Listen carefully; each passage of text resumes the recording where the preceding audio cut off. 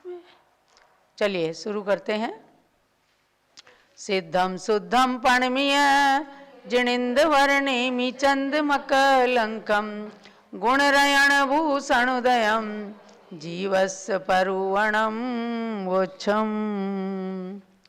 जीव द्रव्य के 20 प्ररूपणाओं का कथन करते हुए आचार्य श्री नेमिचंद्र सिद्धांत चक्रवर्ती ने हम सबको ये दिशा निर्देश दिए हैं कि आप संसार में अशुद्ध अवस्था में रहते हुए अपनी जीवात्मा को किस प्रकार से शुद्ध बना सकते हैं, उसके लिए इन प्ररूपणाओं के माध्यम से जाने कि किस प्रकार से जीव की परिणति चल रही है, कौन सी मार्गणा में हम सब हैं। इन सब चीज़ों को जानने के लिए 20 प्ररूपणाओं के अंतर्गत गुण जीवा पज्जति पाणा सन्ना या मग्गणाओ या उ ओगो विय कमसो विषम तु परवणा भणिदा, गुणस्थान, जीव समास, पर्याप्ति, प्राण, संज्ञा, इन 5 प्ररूपणाओं का कथन किया।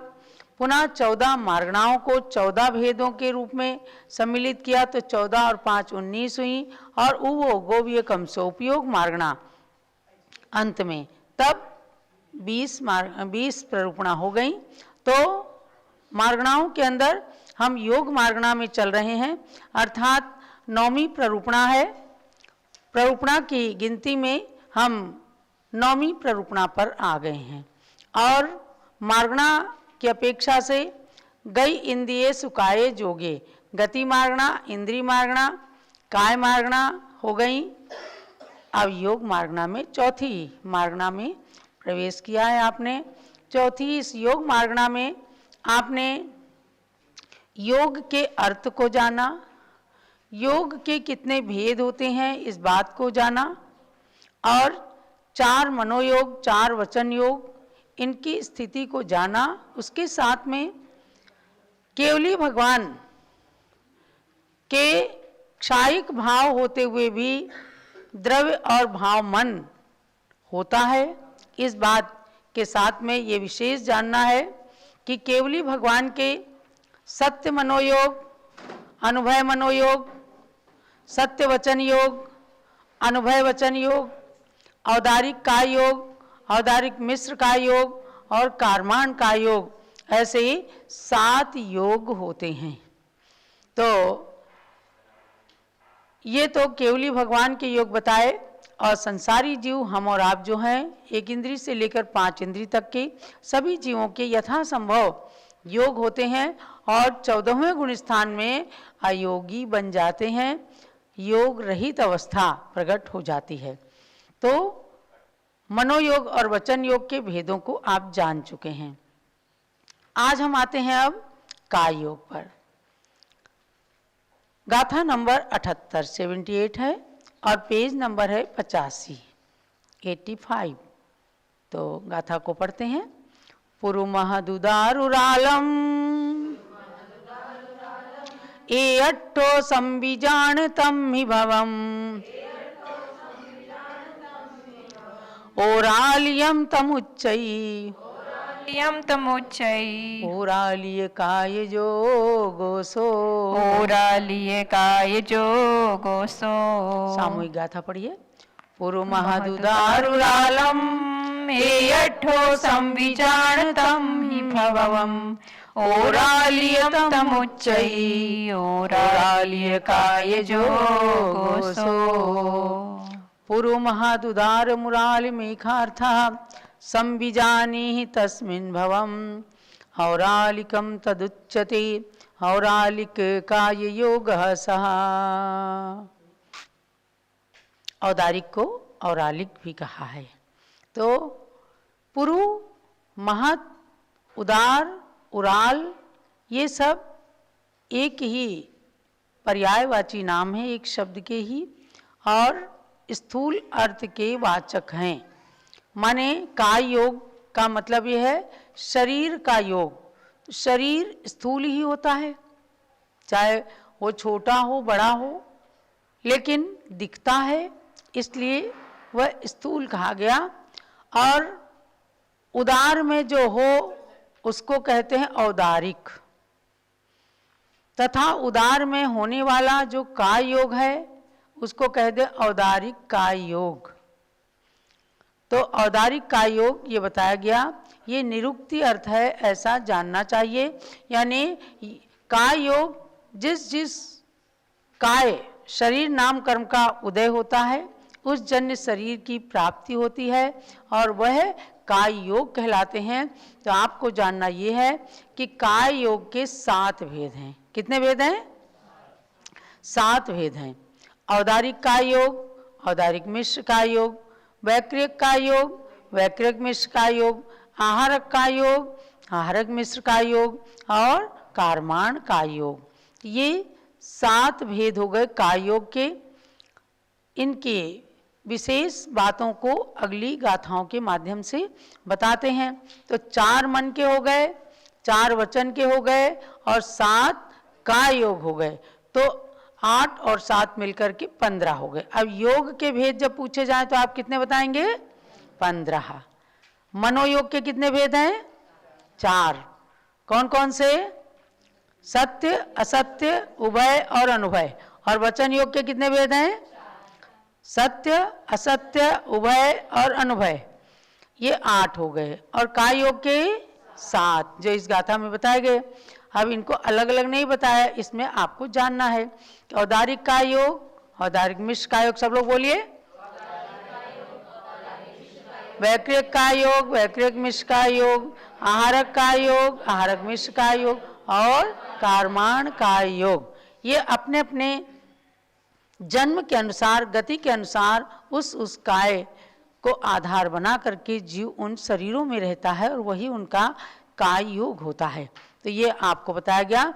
अब आगे बताते हैं, जैसे ये बता दिया कि जो उदार में रहते हैं औदारिक, और उदार में होने वाला जो योग है वो औदारिक काय योग कहलाता है। यानी कि मनुष्य के और तिर्यंचों के कौन सा काय योग होता है? औदारिक काय योग। और देव और नारकियों के होता है वैक्रियक काय योग। वही मिश्र काय योग भी ले लो, वो कब होता है वो एक अलग बात है। मनुष्य और तिर्यंचों के औदारिक और औदारिक मिश्र काय योग, और देव और नारकियों की वैक्रियक काय योग, वैक्रियक मिश्र काय योग, और कारमान काय योग सबके साथ होता है। अब यहाँ पर बताते हैं आहारक काय योग क्या है। आहारस्सुदयेणया, आहारस्सुदयेणया पमत्त विरदस्य होदि आहारम, पमत्त विरदस्य होदि आहारम, असंजम परिहरणठम, असंजम परिहरणठम, संदेह विनाशनठम च, संदेह विनाशनठम च। सामूहिक गाथा पढ़िए। आहारस्सुदयेणया पमत्त विरदस्य होदि आहारम, असंजम परिहरणठम, संदेह विनाशनठम च। आहारस्योदयेन च प्रमत्त विरतस्य भवति आहारकम, असंयम परिहरणार्थम, संदेह विनाशनार्थम च। इसका अर्थ जानिएगा। सबसे पहले तो गुण स्थान में आप जान चुके हैं। प्रमत्त विरत का मतलब कौन सा गुण स्थान का नाम है? छठे गुण स्थान का। यानी छठे गुण स्थान वर्ती प्रमत्त विरत मुनि के आहारक काय योग और आहारक मिश्र काय योग होता है। कब होता है? जब आहारक काय योग आहारक नाम कर्म का उदय आता है। तो ये इसको आपको ये जानना है कि जैसे औदारिक शरीर या वैक्रियक शरीर जन्म से प्राप्त होता है, जैसे मनुष्यों को, तिर्यंचों को जन्म से औदारिक शरीर प्राप्त हुआ है, नारकियों को, देवताओं को वैक्रियक शरीर जन्म से प्राप्त हुआ है, ऐसे आहारक शरीर किसी को जन्म से प्राप्त नहीं होता। ये आहारक शरीर केवल मनुष्यों के विशेष रिद्धि के समय ही प्रकट होता है। तो कैसे होता है? असंयम परिहरणार्थम, संदेह विनाशनार्थम च। असंयम का परिहार करने के लिए और संदेह का निवारण करने के लिए जब आहारक रिद्धि के धारक छठे गुण स्थान मुनि के आहारक शरीर नाम कर्म का उदय होता है, तब ये आहारक शरीर प्रकट होता है। ये आपने एक बात जान ली। अब समझो कि छठे गुण स्थानवर्ती मुनिराजों को प्रकट होता है। सातवें गुण स्थान में इस आहारक का बंद करते हैं और आहारक रिद्धि का उदय कार्य छठे गुण स्थान में होता है। तो ये शरीर औदारिक और वैकृत शरीर की तरह से जीवन भर नहीं रहता, किंतु जिनको आहारक रिद्धि प्राप्त है ऐसे प्रमत्त मुनि अपने प्रयोजनवश उसको उत्पन्न किया करते हैं। तो इसके सिवाय मुनियों के मुख्यतया दो प्रयोजन बताए हैं। भाई मुनियों के पास और कोई इच्छाएं नहीं रहती हैं, किसी इच्छा से किसी विद्या को किसी रिद्धि को प्रकट करें। दो प्रयोजन रहते हैं, असंयम का परिहार करने के लिए कि मेरे द्वारा किसी प्रकार का किसी जीव का घात ना होने पाए, किसी प्रकार का असंयम ना उत्पन्न होने पाए, उसका परिहार करने के लिए माने अपने संयम को शुद्ध बनाने के लिए, और संदेह का निवारण करने के लिए। तो जब उनके मन के अंदर तीव्र एक इच्छा जागृत होती है, आहारक रिद्धि हो गई है और तीर्थों की वंदना के लिए, अकृत्रिम चैत्यालयों की वंदना के लिए, या फिर कोई सूक्ष्म शंका उनके मन के अंदर आ गई और उसका निवारण नहीं हो रहा है, तो केवली शुद्ध केवली के पाद मूल में जाकर के उस अपनी सूक्ष्म शंका का निवारण करने के लिए उनके पास चले जाते हैं। तो कैसे चले जाते हैं? वो इस औदारिक शरीर से नहीं जाते, उनके दाहिने कंधे से एक हाथ का आहारक पुतला निकलता है, उसको कहते हैं आहारक शरीर। जिनके रिद्धि होती है उन्हीं के निकलेगा। और वैक्रियक रिद्धि, विक्रिया रिद्धि और आहारक रिद्धि ये दोनों एक साथ नहीं हो सकते। जिनके आहारक रिद्धि होगी तो आहारक ही होगी। तो आहारक रिद्धि जिनको हुई है तो वे चाहेंगे तो अपने ध्यान आदि के बल पर उस पुतले को अपने शरीर से निकाल सकते हैं, और वो पुतला जाएगा, चैत्यालयों की वंदना कराएगा, या उनके मन में शंका है तो केवली के पाद मूल में जा करके अपने शंका का निवारण भी करके आके और पुनः उस शरीर में, औदारिक शरीर में आके समाविष्ट हो जाएगा। ये आहारक शरीर की पहचान बताई गई है। कैसे छठे गुण स्थान वर्ती मुनिराज के ही आहारक शरीर प्रकट होता है, वही अपने असंयम के परिहार के लिए या संदेह को दूर करने के लिए या चैत्यालयों की, अकृत्रिम चैत्यालयों की वंदना करने के लिए अपने इस शरीर को प्रकट करते हैं। तो भव्यात्माओं, ये आपको गोमटसार जीव कांड के अंदर, योग मार्गणा के अंदर आपको बताया गया है। अब आपको जानना यह है, पंचम काल में आहारक शरीर नहीं होता, यानी आहारक रिद्धि किसी मुनिराज को नहीं होती है। सभी मुनिराजों को भी अभी औदारिक शरीर ही है। विशेष तपस्या कर लें तो छठे सातवें गुण स्थान में रहते हैं। कई प्रकार के आजकल लोग आ करके प्रश्न करते हैं, महाराज फलाने मुनि को कौन सा गुण स्थान था, कैसे क्या। तो आपको जानना है, पंचम काल में रिद्धियां नहीं होती हैं, तपस्या की शक्ति है, लेकिन आज रिद्धि नहीं प्रकट होती हैं।